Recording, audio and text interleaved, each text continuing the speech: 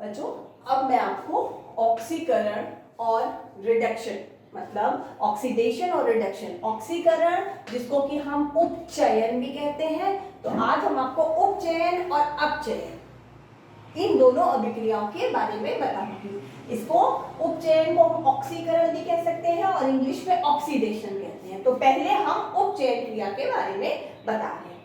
उपचयन क्रिया में देखिए सबसे पहले ये पॉइंट्स याद रखिए।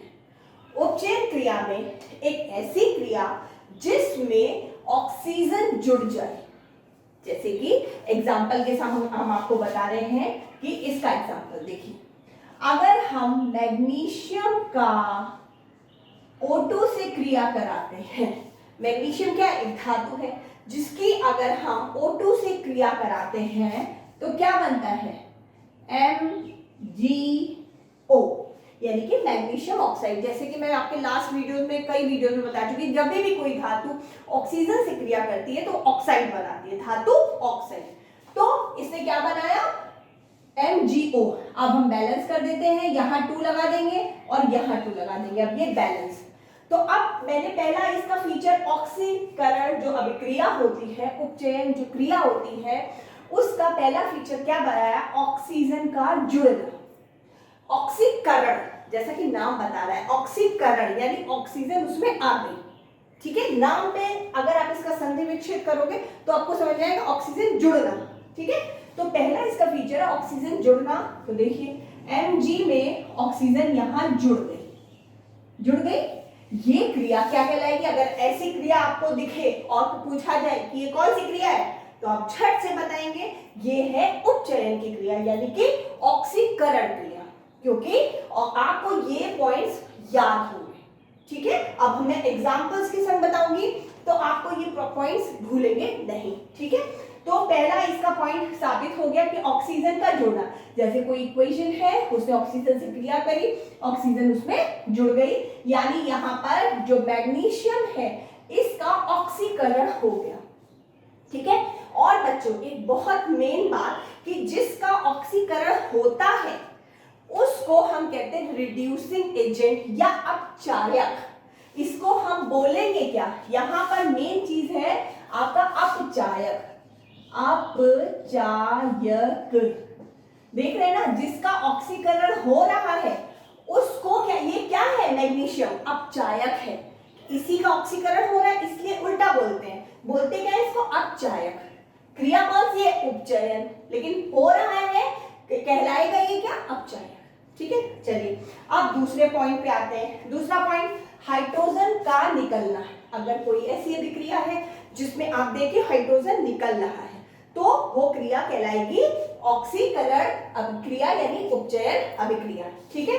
जैसे कि अब अगर हम HCl से अगर हम O2 का रिएक्शन करा दें तो बन जाएगा, अब ऑक्सीजन का निकलना तो क्या हो जाएगा, ये और ये मिलके क्या बना लेंगे पानी, और क्लोरीन को अलग कर देंगे, ठीक है। क्लोरीन को अलग कर दिया और क्या बन गया पानी।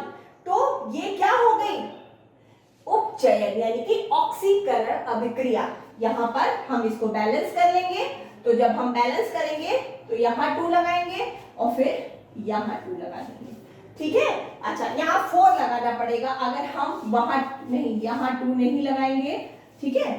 H2O है तो हम 2Cl2 और H2O है यहाँ पर हम, तो ये O2 है तो यहाँ O जब 2 लगाएंगे तो ये 4 हो गया, यहाँ 4 लगाएंगे तब यहाँ हम O2 लगा सकते हैं।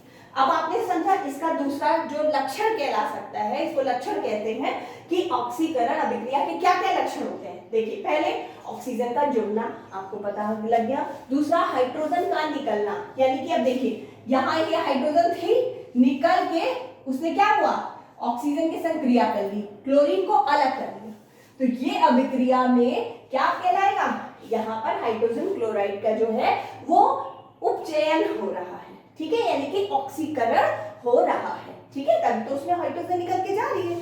हाँ। अब तीसरी अभिक्रिया विद्युत ऋणात्मक तत्वों का जुड़ना, ठीक है।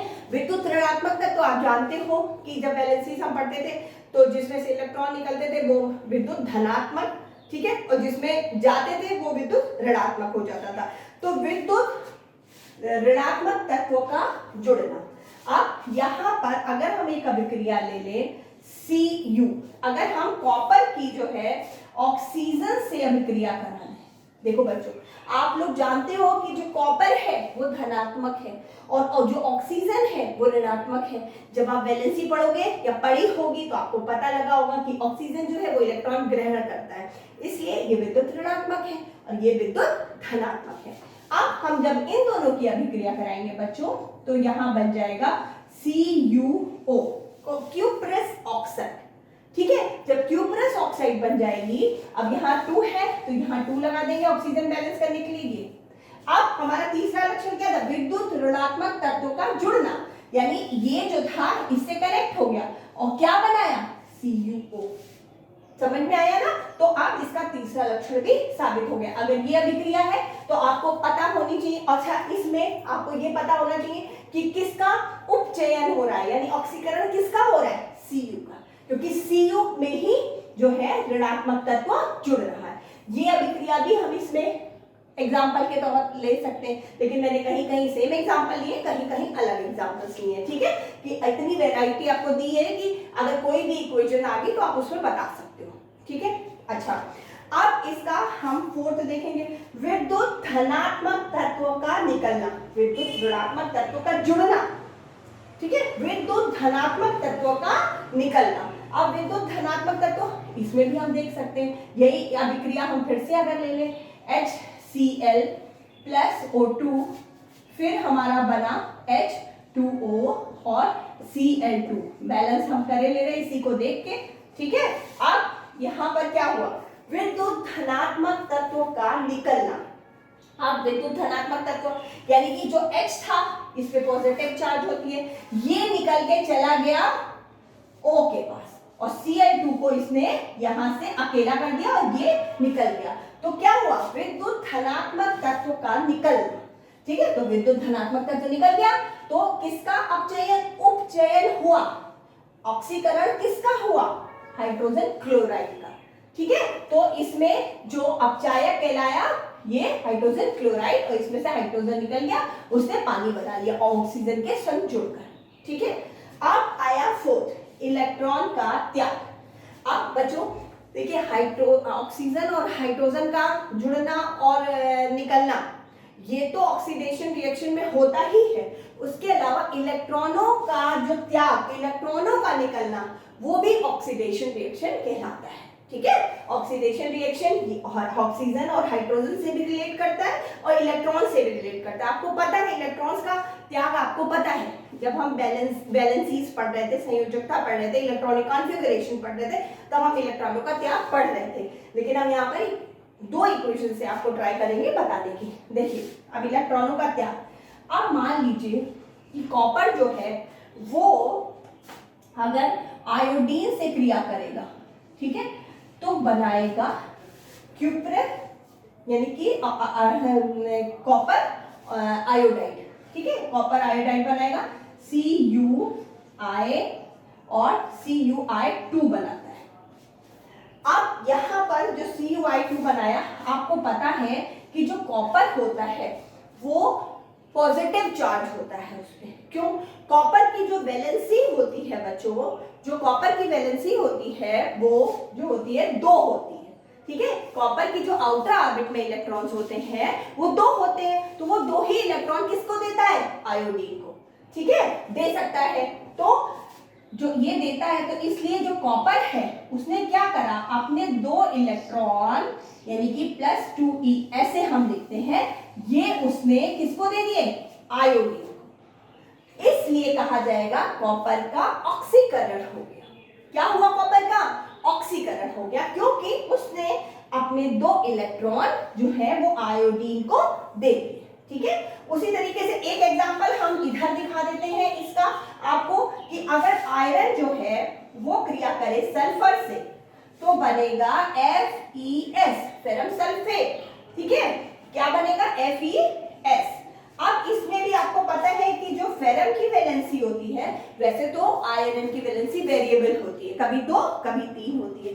यहाँ पर हम 2 वैलेंसी मान के रखते हैं तो अगर जो आयरन की वैलेंसी होती है 2 और सल्फर जो होता है ऋणात्मक होता है, ये इलेक्ट्रॉन लेता है, तो जो आयरन होता है वो कितने इलेक्ट्रॉन दे देता है, Fe2+K, यानी कि इसने 2 इलेक्ट्रॉन जो है वो दे दिए, इसलिए कहेंगे इसका ऑक्सीकरण हुआ, यानी इसका उपचयन हुआ है, ये एक अपचायक है। अब आपने देखा, एक बार रिवीजन करते हैं कि ऑक्सीजन का जुड़ना, यानी कि अगर किसी भी धातु या अधातु में ऑक्सीजन जुड़ जाती है तो हम कहेंगे उस अभिक्रिया का ऑक्सीकरण हुआ है। ठीक है, दूसरी अभिक्रिया, अगर हम हाइड्रोजन का निकलना, किसी अभिक्रिया में कोई तीसरी चीज मिलती है और अगर संग में हाइड्रोजन इन्वॉल्व है, वो हाइड्रोजन टूट के उसके संग चली जाती है, यानी हाइड्रोजन का निकलना, यहाँ पर HCl में से O2 ने HCl में से H को तोड़ लिया, अपने संग ले लिया, तो ये भी एक ऑक्सीडेशन रिएक्शन हो गया।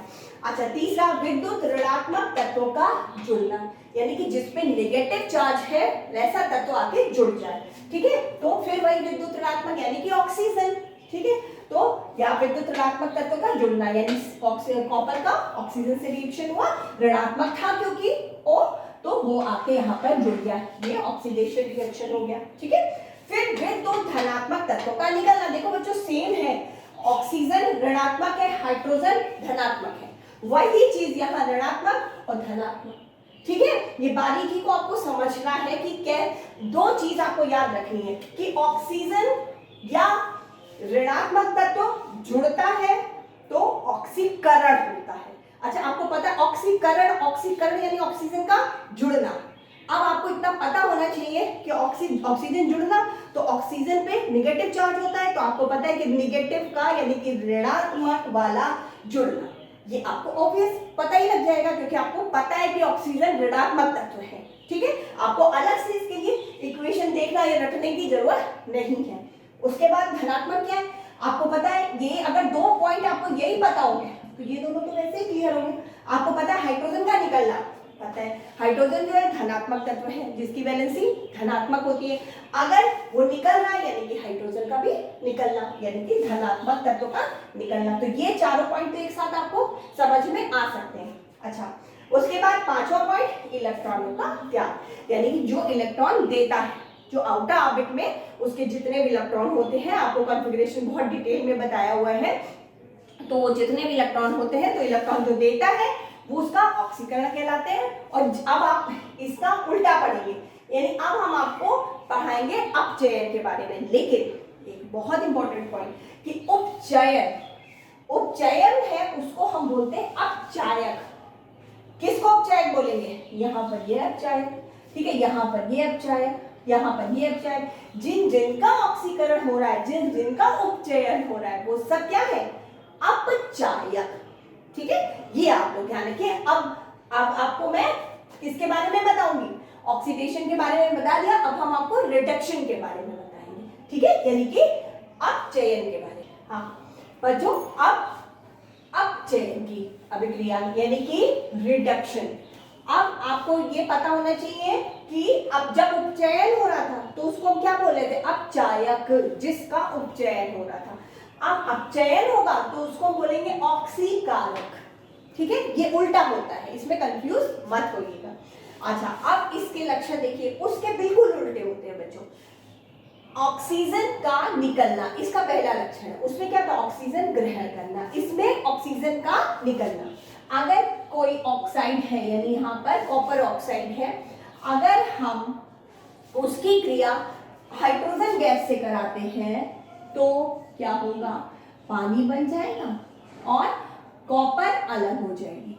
ठीक है, तो क्या हुआ, ऑक्सीजन का निकलना, उसमें ऑक्सीकरण हो रहा था, ऑक्सीजन जुड़ रही थी, इसमें ऑक्सीजन का निकलना हो रहा है, यानी कि ये देखिए इसके संग ऑक्सीजन थी, अलग होके इसके साथ चली गई। ठीक है, बिल्कुल उसके उल्टा होता है इसमें। दूसरा, हाइड्रोजन का जुड़ना, उसमें हाइड्रोजन का निकलना होता था, यानी धनात्मक तत्व निकल जाता था, इसमें धनात्मक तत्व जुड़ जाएगा। देखिएगा, हाइड्रोजन जुड़ना, हाइड्रोजन का जुड़ना, यानी कि अगर हम एक इक्वेशन ले लें, कार्बन मोनोऑक्साइड की H2 से क्रिया कराएं, अगर हम CO ले लें और उसकी क्रिया कराएंगे तो बच्चों बनेगा मेथेनॉल। ये एक अल्कोहल है, ठीक है, मेथेनॉल। मेथेनॉल जब बना तो अब इसको तो देखिए 3 और 1 हाइड्रोजन कितना हुआ, 4 है, यहाँ 2 है, ये लगा दिया, अब बैलेंसिंग हो गई। अब क्या है, हाइड्रोजन का जुड़ना। हाइड्रोजन अलग थी, कार्बन मोनोऑक्साइड अलग थी, कार्बन मोनोऑक्साइड और हाइड्रोजन दोनों जुड़ के उन्होंने एक अल्कोहल बना लिया CH3OH, जिसको हम मेथेनॉल कहते हैं, ठीक है।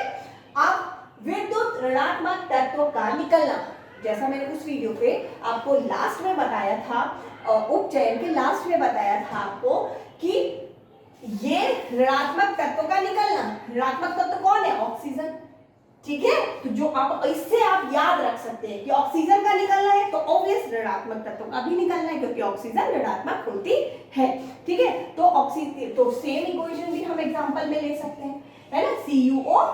अब इसी में ही देख लीजिए बच्चों आप, इसी इक्वेशन में कि विद्युत ऋणात्मक तत्व का निकलना, देखिए विद्युत ऋणात्मक तत्व O है, O विद्युत ऋणात्मक तत्व है, ये निकल के इसके साथ हाइड्रोजन के साथ जुड़ गया, ठीक है। देखिए फिर से देख लेते हैं, यहाँ पर CuO है और हाइड्रोजन के संग रिएक्शन हुआ तो ये जो ऋणात्मक तत्व था ये इसमें से निकल गया और इसके साथ जुड़ गया H2O और कॉपर को उसने अलग कर दिया, ठीक है।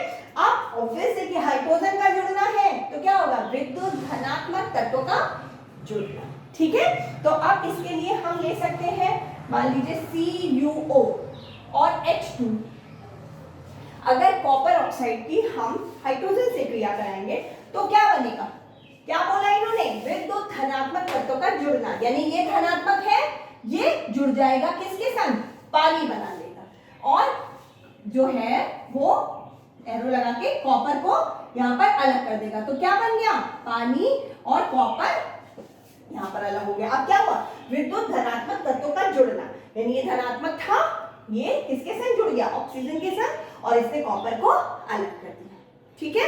अच्छा, अब आया मेन इलेक्ट्रॉन ग्रहण करना, वहां इलेक्ट्रॉन त्यागता था तो क्या हो जाता था, पॉजिटिव चार्ज आ जाता था, यहाँ पर इलेक्ट्रॉन ग्रहण करता है। अगर हम सेम इक्वेशन ले लें, कौन सी, अगर हम सेम इक्वेशन ले लें इसके लिए, फिफ्थ वाले के लिए, Fe प्लस सल्फर यानी आयरन प्लस सल्फर, तो क्या बनेगा, FeS यानी कि आयरन सल्फेट। और जब आयरन सल्फेट हुआ था तो इसमें क्या हुआ था, जो आयरन की वैलेंसी होती है वो वेरिएबल वैलेंसी होती है, लेकिन यहाँ पर हम 2 देखेंगे तो यहाँ पर आयरन की 2 वैलेंसी प्लस की और सल्फर की 2 वैलेंसी होती है माइनस की। बच्चों सल्फर की आउटर ऑर्बिट में 6 इलेक्ट्रॉन होते हैं, तो जो 5 या 5 से ज्यादा इलेक्ट्रॉन होते हैं तो 8 से माइनस कर देते हैं, क्योंकि सल्फर का एटॉमिक नंबर 16 होता है, ठीक है। तो 8 से माइनस कर दिया 6 को तो कितना बचा, 2।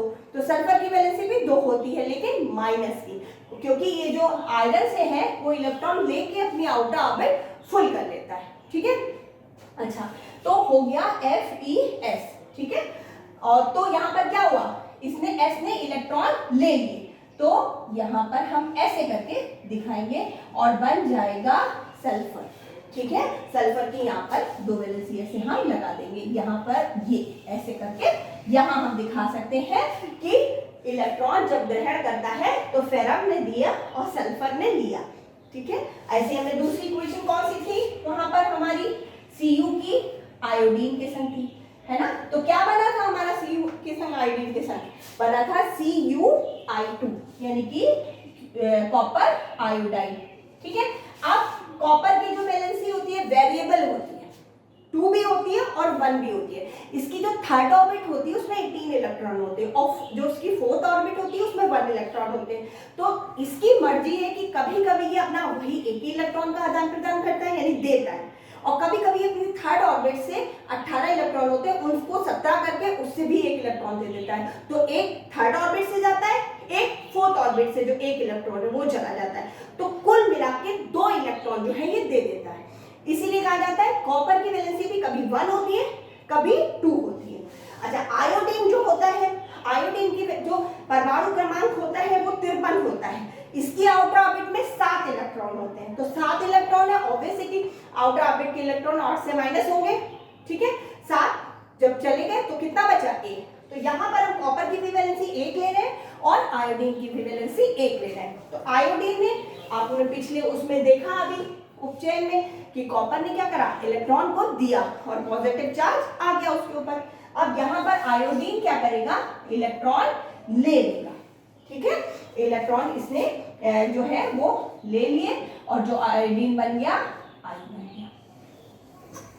ठीक है, आयोडीन ये एक इलेक्ट्रॉन इसने लिया और एक इलेक्ट्रॉन इसने इसके ऊपर क्या हुआ, एक माइनस का चार्ज आ गया। ठीक है, इलेक्ट्रॉन ले लिया, है ना। तो अब आपने देखा कि ऑक्सीजन का निकलना यानी ऑक्सीजन का निकलना क्या है, अपचयन, यानी कौन सी अभिक्रिया है, ऑक्सीकारक। इसमें अपचयन किसका हो रहा है, कॉपर ऑक्साइड का। दूसरी हाइड्रोजन का जुड़ना यानी कि कॉपर मोनोऑक्साइड का हाइड्रोजन से रिएक्शन कराया, हाइड्रोजन जाके इसी में जुड़ गई, तो इसका किसका ऑक्सीकारक, कौन ऑक्सीकारक है इसमें, कार्बन मोनोऑक्साइड। ठीक है, ये ऑक्सीकारक है क्योंकि इसने प्लस चार्ज वाले को अपने अंदर जोड़ दिया। विद्युत ऋणात्मक तत्व का निकलना यानी कॉपर ऑक्साइड, इसका ऑक्सीकारक, ये ऑक्सीकारक है, इसका अपचयन हो रहा है यानी कि ऑक्सीजन निकल गई। ठीक है, कॉपर को इसने अलग कर लिया, खुद हाइड्रोजन के संग मिलके पानी बना लिया। फिर विद्युत धनात्मक तत्वों का जुड़ना, विद्युत धनात्मक तत्व जो है यानी कि हाइड्रोजन है सेम इसी की तरह। ठीक है, ये जुड़ गया और यहाँ पर पानी अलग कर लिया इसने और कॉपर अलग कर लिया, अपना पानी बना लिया।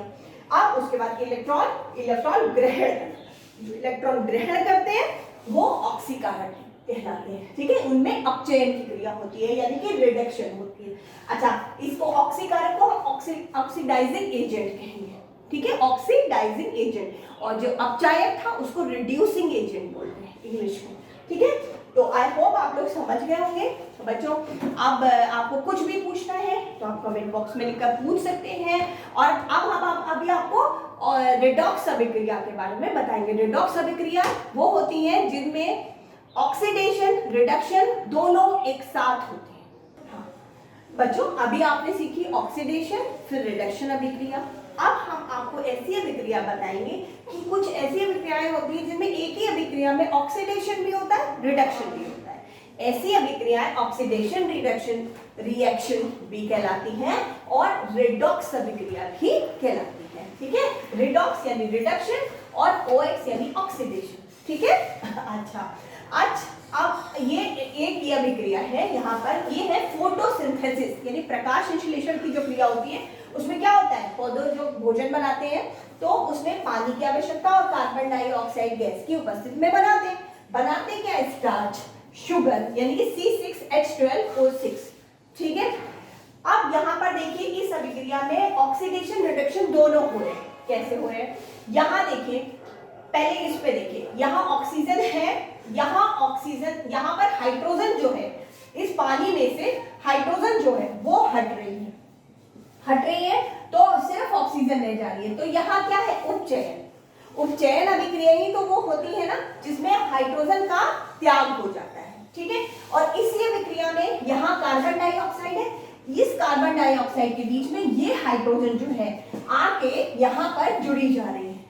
देखा ना, तो अगर हाइड्रोजन जुड़ती है तो क्या होता है, अपचयन अभिक्रिया, और हाइड्रोजन यहाँ से रिमूव हो रही है, यहाँ से देखिए यहाँ रिमूव हो रही है तो उपचयन, और यहाँ जुड़ रही है C6H12O6 बना रही है, यहाँ कार्बन डाइऑक्साइड के बीच में हाइड्रोजन आ गई, तो ये कौन सी अभिक्रिया हो गई, अपचयन। तो दोनों ही अपचयन उपचयन अभिक्रियाएं दोनों एक इक्वेशन में जब होती हैं तो ये रेडॉक्स अभिक्रिया कहलाती है। ऐसी दूसरी इक्वेशन देखिए, मैग्नीज ऑक्साइड, वो जब क्रिया करती है हाइड्रोजन क्लोराइड से तो यहाँ पर जो ऑक्सीजन है वो रिमूव हो रही है। जब ऑक्सीजन रिमूव होती है यानी ऑक्सीजन निकलती है तो क्या होता है, अपचयन। यहाँ ऑक्सीजन थी मैग्नीज के संग, उसकी जगह किसने ले ली, क्लोरीन ने। ठीक है, तो यहाँ क्या हुआ, अपचयन। हाइड्रोजन क्लोराइड, यहाँ पर हाइड्रोजन है, इसके संग जाके कौन सी, ये जो ऑक्सीजन है ये इसके संग जुड़ गई और उसने क्या बना लिया, ये देखिए यहाँ क्या बना लिया, पानी। ठीक है, तो यहाँ से ऑक्सीजन निकल के गई और यहाँ जाके इस ऑक्सीजन हाइड्रोजन के संग जुड़ के उसने पानी बना लिया।